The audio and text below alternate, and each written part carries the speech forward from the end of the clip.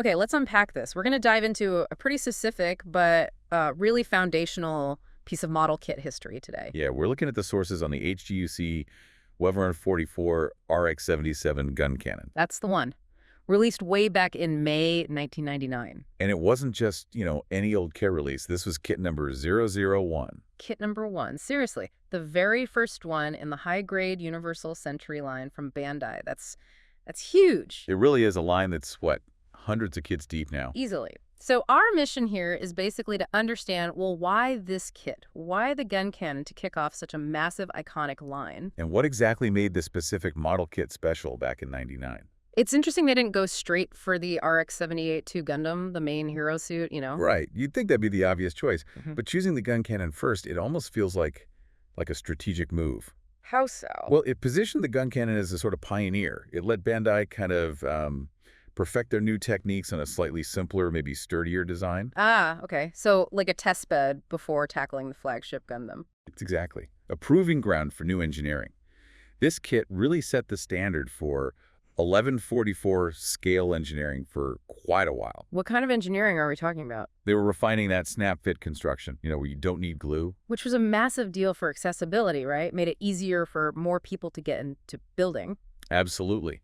And they were improving how they used polycaps, those little soft plastic joint pieces. Right, for the articulation. But they could sometimes look a bit clunky back then. They could.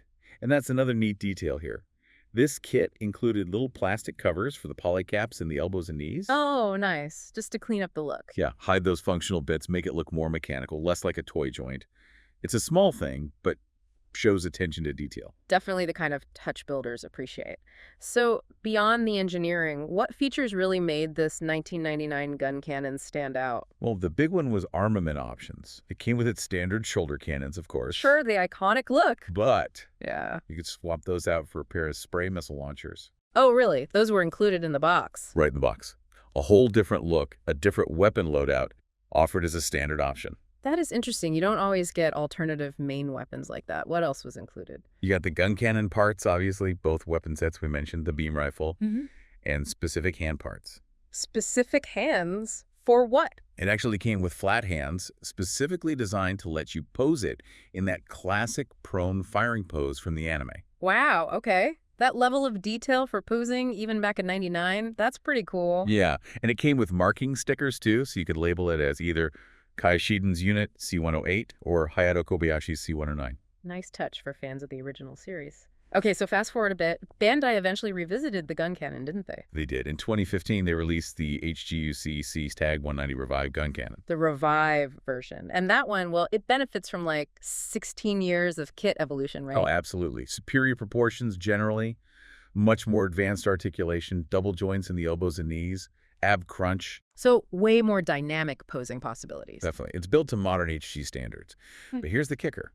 That 2015 Revive kit, it doesn't include the spray missile launchers. No way. Yeah. Really? They dropped that option. Yep. So if you specifically want that weapon configuration straight out of the box, the original 1999 kit, number 001, is actually the one you need.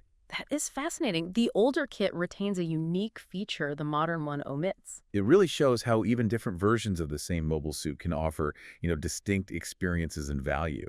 Yeah. These kinds of details are why digging into kit history is so interesting. Absolutely. And hey, if you enjoy these kinds of deep dives into the specifics and history of these kits, yeah, definitely think about hitting that subscribe button so you don't miss out on future explorations. good point. So wrapping this up, what's the big takeaway here? Well, the 1999 HGUC Guncannon kit, hashtag 001, it wasn't just another model. It was really a strategic launch pad for arguably the most influential Gunpla line.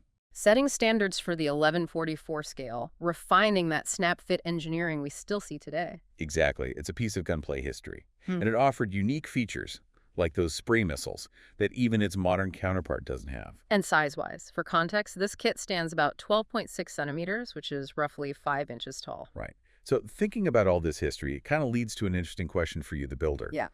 When you look at Gunpla evolution, what do you value more?